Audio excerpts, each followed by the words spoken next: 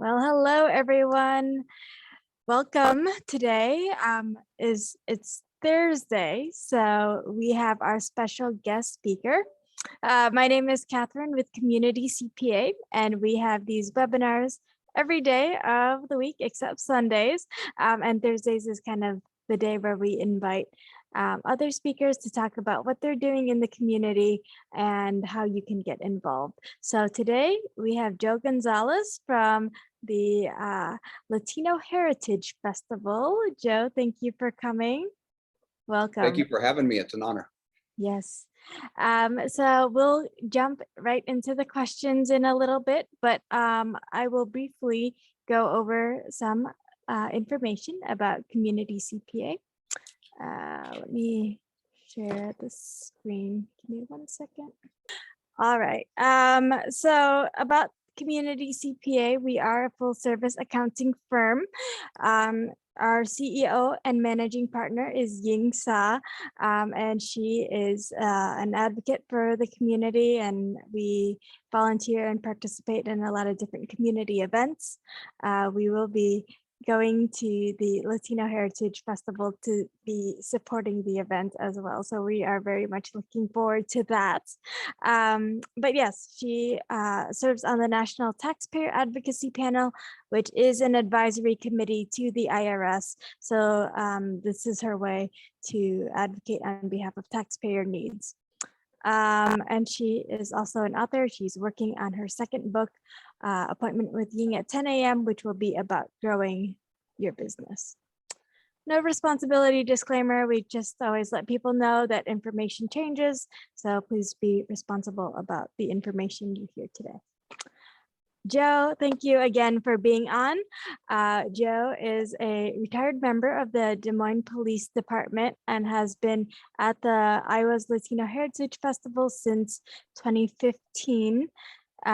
So Joe has, prior to that, was a volunteer as well for the organization, so has a long history with them. So we can jump right into the questions. The first one, can you tell us a bit about the festival, the mission and the goals, and what do you want people to walk away from when they experience the festival?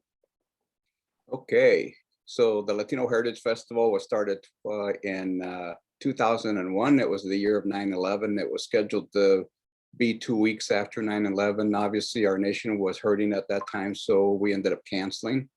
And since then, since the very beginning, I've been on the board, and then I took over, as you mentioned, in 2015. It's been a great journey. So the Latino Heritage Festival is actually like all the fantastic festivals that we have here. It brings education and light to different cultures, our traditions, but more importantly, what we also contribute to our great city, our state, and our country, because in the political climate, sometimes people think that immigrants are here just taking and that we're not giving back. And so this is a perfect opportunity to kind of educate the general community about what we do here and what we do give back, to our communities. The mission is, just basically to kind of connect people, to advocate for people, educate, and then also to show the pride and traditions of our folks. So one of the most important things is to realize that, we're 22 countries, not just Mexico. When you take into account, South America, Central America, and of course, Mexico, and then Cuba and Puerto Rico, República Dominicana. So you take all those countries in, and it's very, very diverse. And it's one of those things where if you hear somebody speaking Spanish, you shouldn't say, "Hey, are you from Mexico?" The proper question would be, "You're speaking Spanish. Now, which country are you from?" Because we have representation from a lot of those countries here in the greater Des Moines and central Iowa region. Of course, Brazil would be different because it's Portuguese, but the rest of those countries are Spanish-speaking countries. So it just gives us a great opportunity to showcase what we're about and to showcase how diverse we are as a community. Awesome. So in terms of the representation at the event, though, what do you think it will be like in terms of, I guess, your vendors and performers and that sort of participants? And that's always a challenge, because we get the performers and we try to vary them, the different styles of music representing other countries. And so we try to do that. And when it's difficult to find those types of bands, we find the bands that are good dance music like bachata and salsa, because that's universal with whether American or any Hispanic, Latino cultures. Everybody likes to dance. And so we try to do that. Same thing with the food, but sometimes, and especially right now, the last couple of years has been challenging to find a variety of that, but we did get a little bit of variety. And then culturally to represent booths with different countries, that has always been a challenge to us because it's difficult for people to come and have a booth and be there for 2 solid days, and so we're trying to figure out better ways of doing that so that we can maybe have artifacts decorated at a table. But even when we try that, it's difficult to get them from folks that are from those countries. Every year we try to figure out how we can do it better because we want to showcase as many of those countries as we can. Yeah, for sure. And so as you're thinking about some of the things that you love about the event and what you're looking forward to, can you name a few things? I mean, you've obviously participated for many years and seen how it's changed. So what are some Yeah. things that you love and what are some new things that you're looking forward to seeing this year? What I really love is that I've seen some of our folks from different countries get really emotional and actually start crying because of our event, because it gives them a chance to showcase their country. And I'm talking about more of not the Mexicos, but the other countries, because sometimes they kind of get put off to the side because you think about the country that you have the most people here, Mexico. And sometimes people don't think about them. Then they feel like they're not being represented. And so when that happens and they come out and see that kind of stuff, how we try to vary it, I've seen some people cry and thank us, and some people come and bring their flags like if it was the World Soccer Tournament, where they wear their flags around their shoulders and so forth, Nice. because they are so proud of where they come from, as they should be. We should all be proud of our heritage, no matter where we came from. So those are the things that really make me feel good. The other thing is, it's really stressful to plan all this. But once it kicks off, then I'm at ease and I'm at peace, and I enjoy just seeing all the people come out and then enjoy themselves. Because, hey, we all get together. It doesn't matter what walk of life, where you're from, who you are. When you go to a festival, it's kind of like we're all there enjoying the music, the food, the culture. That's what brings us together. Yeah, so the dates, September 25th and September 25th, 26th. correct? And Yep, Saturday and Sunday, awesome. so September 25 and 26, and we're in the Western Gateway downtown. That's the Western Gateway Park. That's if you think about 12th and Locust, that's right in the area. It's in the green space behind the Central Library and the green space behind the Papa John Learning Center. Awesome. So for those who have not attended in the past, what can they expect? Like they go to the Gateway Park. What are some things they'll see and experience at the event?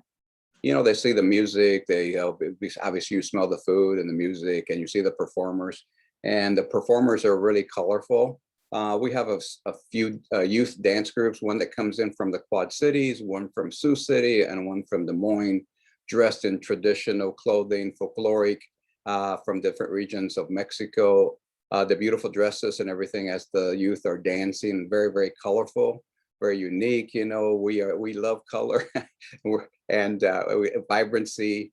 And then the music, it's the type of music that you want to dance to, whether you can dance or not. It's just fun. And so those are some of the things that they'll see, and they'll realize that, this is a cool thing. We also have the Aztec Dancers, a dance company that comes in from Madison, Wisconsin. They dress in the traditional feathers and everything. And it's really awesome to be able to see that, because culturally, thinking about the Aztecs and long ago and the rituals and everything is very unique, very colorful, very powerful. Awesome. So let me see. Well, I had another question. So for those who are interested in supporting the event and going, I know there are different ways that you can go and either to be a vendor or a sponsor. Can you tell us the different ways somebody can get involved in the event? Absolutely. First and foremost, we're always looking for sponsors. We're so blessed that this year we have 40 sponsors, but you know, you always look for those because you want to always make it greater. So that's one way. Volunteer, we have a lot of unique volunteer opportunities you can get on our website, Latino Heritage Festival .org. And then there's an area there where you can check and see the sections of the festival where we need help, the hours, all that type of stuff. So we can always use volunteers. Another thing is exhibitor vendor. Unfortunately for this year, we're full, but any other year we start taking applications in either March or April, depending on when we open up the registration period. We have a variety of everything. And of course, Community CPA is going to be there. And so we're, you know, fortunate to have you, and you've been there for many years supporting us, being there as an exhibitor. And so it's awesome. You know, it takes a lot of people from this community to make any event great, you know, and we just kind of share, participate, come out, support. We support each other with all these events. Yeah, so do you have the agenda on the website, or where can people find out about what times performances are happening? The easiest way that's more real time is probably our Facebook page. So our Facebook page, because we're almost around the corner from it, there's a lot of content there, and the times and the bands have been posted a couple of days ago.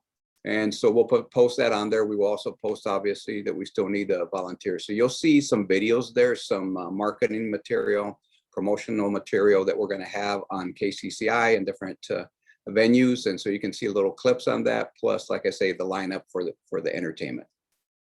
Perfect. And then tickets. What are the prices, and how does somebody get a ticket to the event? Okay. All the tickets are at the door unless you're going to come in a group. Sometimes if we have like a college bring a bunch of people, they get a hold of me and we give you a break on the cost. So right now it's $5 for adults. Children 12 and under are free. And if we get like groups coming in, we do a group rate of $3 per person. We charge it because part of the thing is we also give back to the community.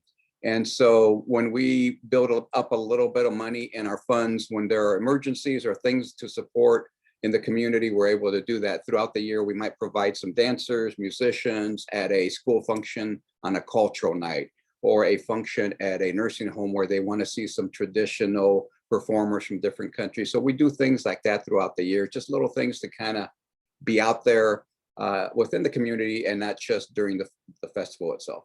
Right. The festival is the main part of your organization, correct? And Yes. then are there any other programs in terms of like scheduled programs, or do those just happen, as you say, like here and there as Those happen requests here come and to there. you? Yeah, those do happen here and there, but we're trying to be more intentional about that, and actually we were trying to be that before COVID, to try to identify times during the year we could do some pop-up events in some neighborhoods or some parks, but then COVID hit, so that put all the plans to the side. So hopefully next year in the spring, when things start breaking, we'll start doing some pop-up activities. We scheduled, like this year on September 12th at the downtown library, we have one of the youth groups that are going to be dancing there for an event. And then the following day, September 13th, they'll be at the South Side Library. Those are the things we want to do more often throughout the year, not just during, National Hispanic Heritage Month. And so, yeah, we're on board to kind of do more of that in the years to come. Yes. I know it's a lot of planning though to do events and extra things on top of the Yes. festival. Yes.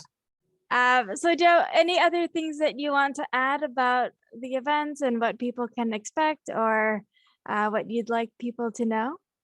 Well, we just want them to know that, they should support all of these cultural events, whether it's the Italian Festival, or it's World Food and Music, Asian Festival, Latino Festival.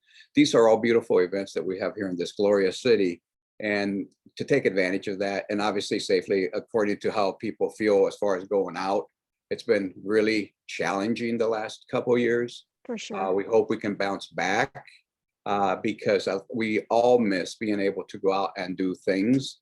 And so, we hope that next year things are completely better, but for this year, we're still planning. We downsized a little bit out of necessity, and then also out of trying to be safe about things. So Yeah. far, there is nothing around the corner to say that we can't, gather in outdoor activities, but we constantly monitor that to make sure that we keep everybody safe. Yeah, very important. So Joe, how does somebody contact the organization if they want to participate? Is it the website or Facebook? Yeah, you What's can the do it best through way? Facebook and you'll see volunteer opportunities or other things, or you can, the main thing for volunteers is to get on our website, Iowa's Latino Heritage Festival.org. You'll get on there and you'll see the area for volunteers. They can hit the link and you'll see all the different areas that we still need, some help with. Perfect. Joe, I think those are all the questions that I have for today. But if anybody has questions for Joe, please feel free to put it in the chat. Otherwise, I'm happy to forward any information on to our attendees today. So thank you so much, Joe. I really appreciate you being here today. Well, thank you so much for having me. It's been an honor and a pleasure, and hopefully see everybody at the festival. Awesome. All right. Thanks, Thank you. Joe. Take Bye. care, everybody. Bye. Bye.